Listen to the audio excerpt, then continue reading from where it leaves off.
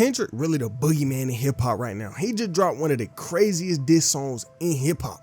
He dropped the Drake diss and it's been #1 for weeks. But over the years, he done beef with a lot more people than just Drake. Like when he got into it with Big Sean some years back. See, back in 2012, 2013, Kendrick was dropping some real great music back then. 2012, he dropped the album that some people look at as one of the best albums in rap, Good Kid, Mad City. Just know he was on a crazy run.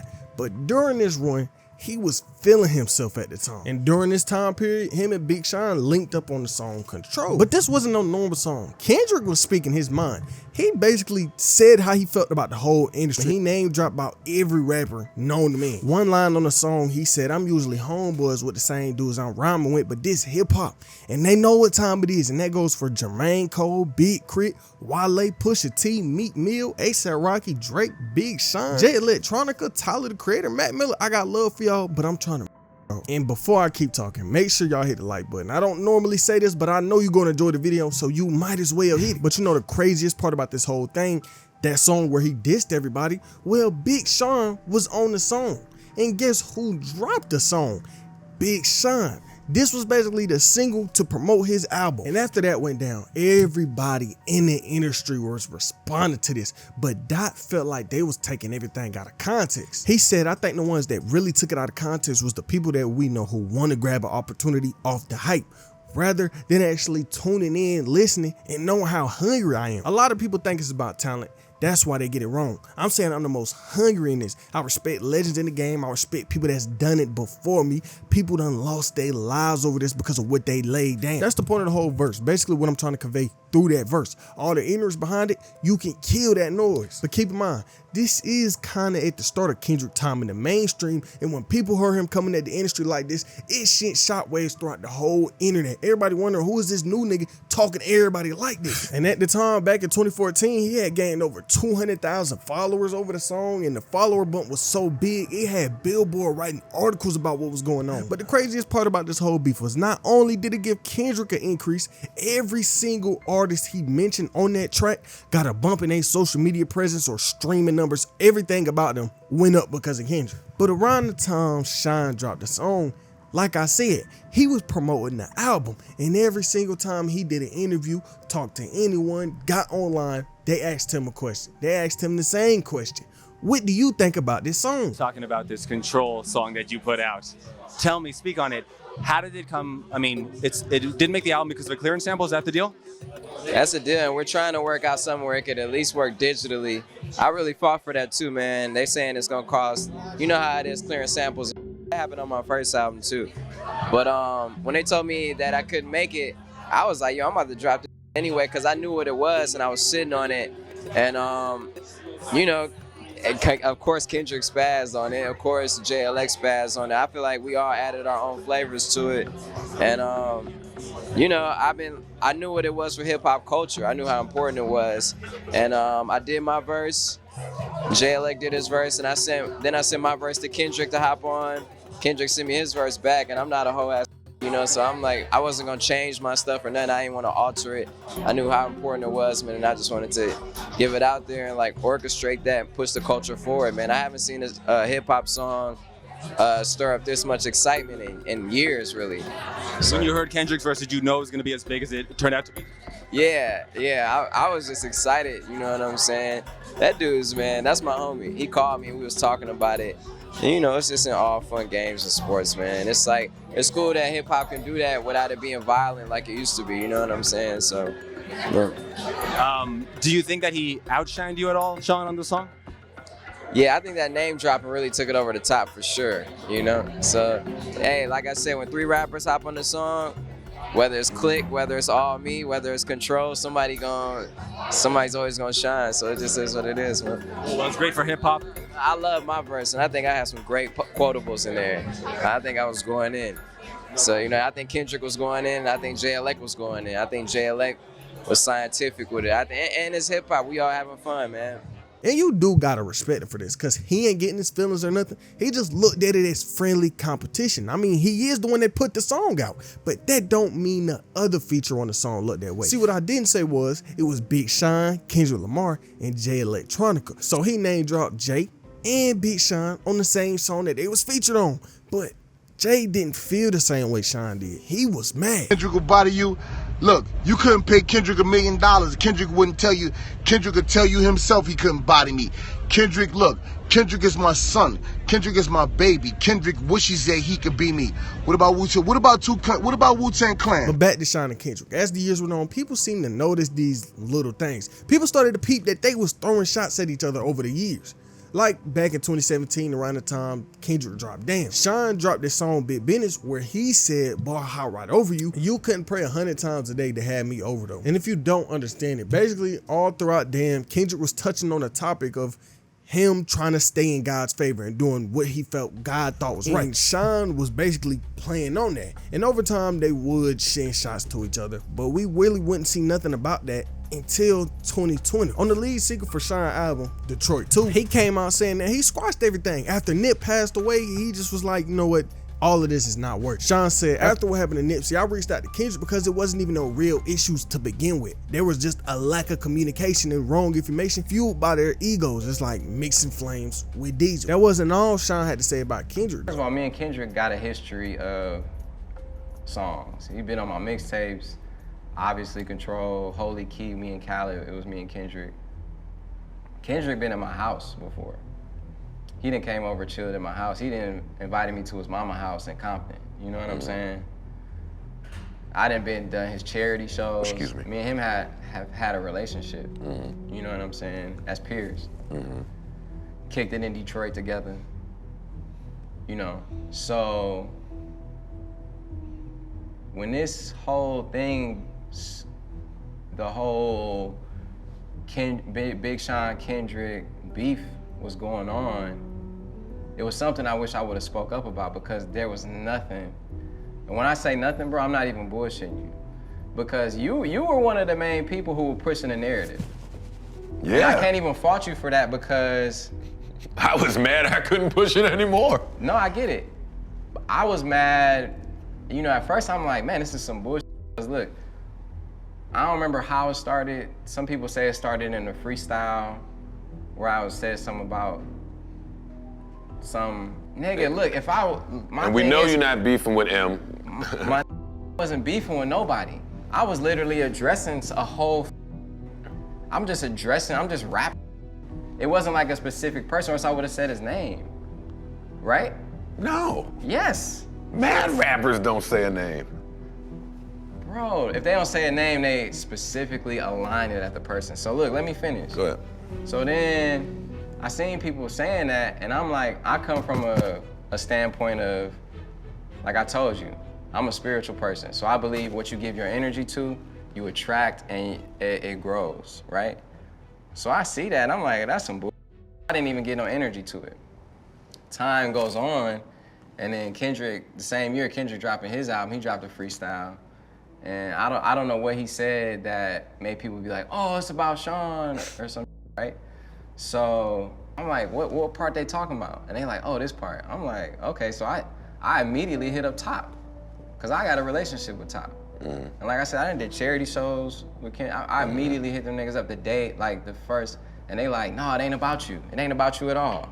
He like, that was just an addressing to everyone. That's just whoever. So I talked to him, it's all done, and it keeps growing. And see, but here's the mistake I made though. Even though the belief of like, oh, if you don't put any attention on it, it'll go away. But you were putting your attention on it and people were putting attention on it.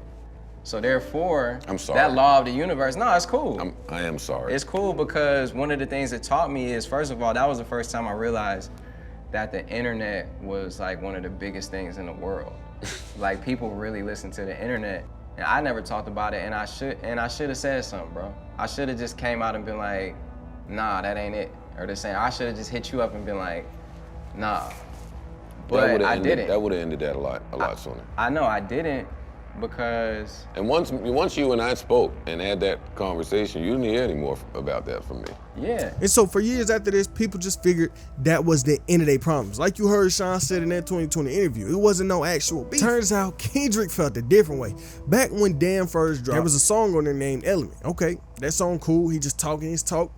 But the original version of that song got leaked back in 2023. So this was 3 years after Big Sean just did that interview with Joe Budden talking about there was no actual beef. But on the original version of the song, Kendrick was talking. He said this about Sean: Big Sean keeps sneak dissing, I'll let it slide. I think his false confidence got him inspired. I can't let them respect you. It's not my job. You finally famous for who you date, not who you wrong. Cute ass raps, get your puberty up, then make a classic album before you come at us. And Kendrick wasn't lying. Big Sean is known to date a lot of big females in rap. People that is bigger than him, not even just rappers. He was with Ariana Grande, Gene Nyko. He was with a lot of people that outshine him. And when Sean heard this, he shrugged it off. He was just basically like, I don't care. And this was back in December 2023. So who knows if this song get leaked, sparked that whole beef back up. But not only did Kendrick diss Sean on that song, he also dissed Drake. Keep in mind, Damn and Element came out back in April 2017. And Kendrick said this all these years ago. Kendrick said, Drake, your Meek Mill beef might got you gassed up, but I'm a whole nother beast. I'll really mess you up. All them years ago, all the way back in 2017, Kendrick predicted the future. Cause like I said, if we looking at it, Kendrick did in fact fuck Drake up, because his Drake diss been #1 for weeks. Drake and Kendrick were actually cool at one point, and Kendrick had a feature on what people look at as Drake's best album. But after this, years go by, they still cool, and Kendrick drops the song Control, what I was talking about earlier, where he name dropped Drake, and this pretty much sparked up everything they got going on right now. And after this, they started to go back and forth. Years they would throw shots at each other, but that don't mean Kendrick ain't know something. See, during the whole time they was going back and forth, Kendrick came out on the song and said this: I can dig rapping, but a rapper with a ghostwriter, what happened? I swore I wouldn't tell, but most of y'all sharing bars. And you probably thinking, oh, he obviously talking about Drake. Well, this song came out months before Drake and Meek Mill got to beefing. This was months before Meek Mill came out announcing that Drake had a ghostwriter. And so when this came out, people really wasn't thinking too much of it, because they didn't have the knowledge that Drake had a diss writer until after Meek Mill started beefing with Drake. And this was so bad for Drake, it was articles being written claiming this was the best subliminal diss track to date. What brings us to King Kunta from To Pimp a Butterfly, which could be the greatest subliminal diss track ever written. One now famous verse in particular, a rapper with a ghostwriter, what happened? Preluded Meek Mill's accusations that Drake had ghostwriters. Elsewhere, Kendrick says he got the world talk. These lines could be seen as generic boasts, but in the 2 years since Control dropped, one of the people attempting to take off Kendrick's legs has been Drake. Unlike with Meek, Drake hasn't been able to exercise his power through a direct diss track or response because he knows he would lose. And what's crazy about that last line, this was written by Vice back in August of 2015, almost 10 years ago from today. Then 2016 came around, and the infamous Obama clip where he said Kendrick was the better rapper, and it was just a lot going on. But this brings us back to today.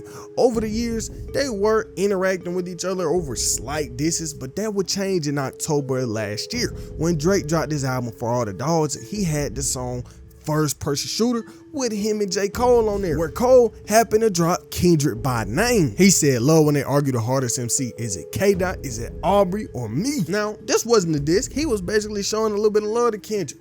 But this ain't sit right with him. For months, people wouldn't hear anything from Kendrick until March of 2024. Metro and Future dropped a great album that so happened to have a Kendrick feature on it. And this Kendrick feature started one of the biggest wars in hip hop. We haven't seen something like this happen in years. But Kendrick dropped this verse where basically every line was a Drake diss mixed into it. One line, Kendrick said, it's a lot of goofies with a check. And people could look at that as, oh, somebody goofy with a verification check, money check. But where this comes at Drake is the Nike check. Drake been tied into Nike for years, and this was just Kendrick way of calling them a goofball. Now look, I can't go on every line where Kendrick dissed Drake, but I can speak on the most notable. Kendrick said, F sneak diss First Person Shooter, I hope they came with 3 switches. You heard what he said. He basically said F Cole, F Drake. But after this song came out, it went #1 right away. And this had the whole internet exploding. Everybody wondering what Drake was gonna do, if he was even gonna respond. And it took him a few weeks, but on April 13th, Drake would respond. He responded with push-ups. But he ain't just drop it. He kind of played a game with it. He leaked it, he let it float around the internet for some days, and then finally, he came out officially dropping the song. But this song necessarily wasn't a true direct to Kendrick, because in reality, like Drake said on the song, it's a 20v1. It was Drake against the whole industry, so he was kind of speaking on everybody at the same time. And it is kind of crazy though. Drake beefing with about half the industry. And you know something I've been saying since the start of this beef? All these rappers hate Drake, and it's a reason he the nigga all these people hate. Now, do we know that reason? I don't really think so, and I don't think we ever will, but just know there is a reason why this many people in the industry don't like this one man. But more disses will come. Taylor made the AI song Drake made with the AI Snoop and AI Tupac that Tupac's estate did end up taking down. But this all leads up to what I personally like the most out of all the diss songs, Euphoria. And this where Kendrick played into the very line that started it all. F sneak dissing, first person shooters, I hope they came with 3 switches. He dropped Euphoria and had 3 beat switches in there on this 6-minute song. Now, like the previous song, if I sat and unpacked every lyric, this would be hour-long video. But just know, Euphoria was kind of like a warning shot to Drake. This song was a warning. He said, know you a master manipulator and habitual liar, but don't tell no lie about me, and I won't tell no truths about you. But he wasn't done. He had to let one more shot go off. 3 days later, he dropped again, 6/16 in LA, and once again gave Drake more warnings. But this time, he was a lot more direct. He was basically telling Drake, look, you talking about me, you got fake niggas all around you. They sending me info, OVO is working for me. And this where it really get crazy. This song came out May 3rd, early in the morning. And that same day at like 11 or 12, Drake dropped Family Matters, where he accused Kendrick of hitting on his wife. And this still haven't been proved yet, but for a little bit, Drake did have a shine. Everybody was focused on Drake. Everybody like, damn, Drake came with one. He talking. But 57 minutes later, Kendrick dropped the response, and it literally threw everything Drake had going on out the window. In minutes, everything Drake had going on got thrown out the window. And I really got to put this in perspective for y'all. Drake dropped Family Matters, a 7-minute song with a whole music video where he went out of his way to get the Good Kid, Mad City van, and he crushed it up, and he was doing all this and doing that. And Kendrick took over all that with just a regular song. He came out and wrote a letter to every single member of Drake's family, including his alleged daughter. And like what Drake said about Kendrick and his wife, this has yet to be proved. But what will really put everything to an end is when Kendrick dropped Not Like Us. Now, this song wasn't a song where he exposed Drake any more than he had, but he used all that ammo he had built up over these weeks and just let it out in one song. And this just wasn't a normal diss. Kendrick made a hit song dissing Drake. This is a song that will never be forgotten. I promise you, 30 years from now, this is gonna be a moment niggas look back on and be like, damn, Drake got washed. But the most embarrassing part of all of this, Drake did respond, but nobody cared. He came out and dropped some mid, The Heart Part 6, a play on Kendrick's The Heart series where he basically raised the white flag.